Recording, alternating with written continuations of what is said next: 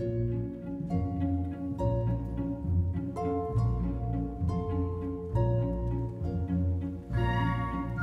Conseil de développement, c'est une instance de démocratie participative, un espace de concertation, de dialogue, de construction d'idées et de propositions. Il a été créé fin 2009 par les élus de Sénart pour associer la société civile à la transformation du territoire. C'est une assemblée de citoyens, il n'y a pas d'élus parmi les membres. Et mon rôle est de faire la liaison chaque fois que c'est nécessaire entre le Conseil et les élus du SAN. Tout Sénartais ou Sénartaise peut faire partie du Conseil de développement ou en tout cas présenter sa candidature. Il y a bien sûr quelques critères. Ce que nous recherchons chez les candidats, c'est en premier lieu une sincère motivation citoyenne avec un intérêt pour le travail collectif et pour Sénart, bien sûr. Donc une candidature va suivre ensuite un processus de validation en 3 étapes.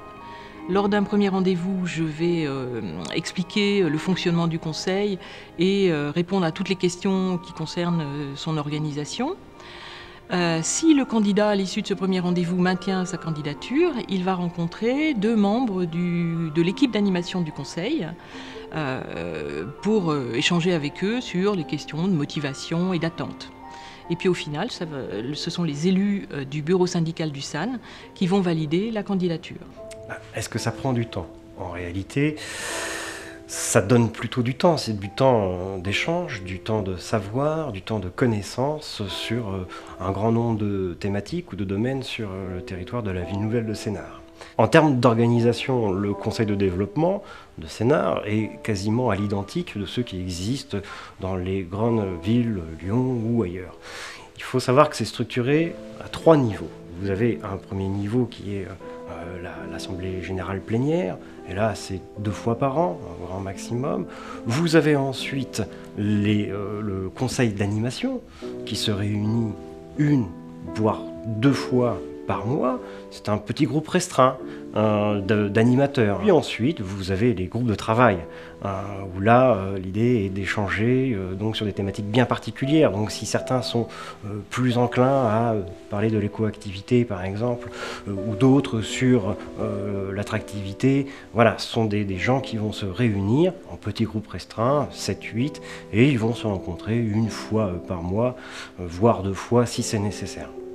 Les sujets abordés sont très divers. Le conseil de développement peut soit être saisi, c'est-à-dire consulté par les élus, soit s'autosaisir, c'est-à-dire choisir les sujets qu'il traite. Les sujets abordés ont été jusqu'ici la notoriété de Sénart, l'agriculture, la densification, les transports. Et le conseil de développement travaille actuellement sur les écoquartiers, la médecine libérale, le théâtre, la biodiversité. Moi-même, je suis très intéressée par l'urbanisme et je suis dans le groupe Écoquartier. Tous les avis sont publiés sur le site de sénart.com. C'est important pour nous de pouvoir être capable de mesurer la manière dont c'est pris en compte. Et effectivement, on est attentif à tous les indicateurs qui peuvent nous permettre de voir effectivement cette prise en compte. Alors ces indicateurs peuvent être la manière dont les élus se réapproprient une partie de notre discours, les termes qu'on utilise, les voir réutilisés, mais aussi des fois un peu plus loin. Par exemple, sur un sujet qui nous tenait à cœur qui concerne l'agriculture, on a pu constater effectivement que le SAN avait bougé par rapport à ça et avait créé lui-même un groupe de travail suite à notre avis, avec un élu à sa tête pour parler de l'agriculture.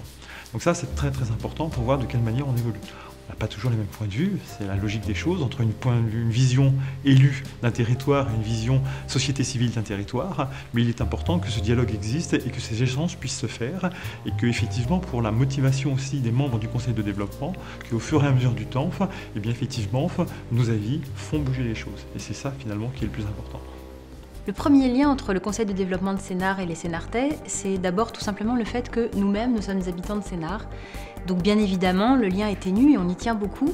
D'ailleurs, n'importe quel Sénartais peut entrer en contact avec nous via le site internet du SAN et du conseil de développement. On peut aussi aller à la rencontre des comités de quartier dans les différentes villes. Et par ailleurs, l'information du conseil de développement peut aussi aller vers les Sénartais. L'échange est réciproque et va dans les 2 sens, et symétrique, puisque chaque mois dans Média Sénart et puis aussi via le site internet, chacun peut prendre connaissance des avis qui ont été émis par le conseil de développement, des actualités qu'il traite, des sujets dont il s'est saisi ou dont on l'a saisi.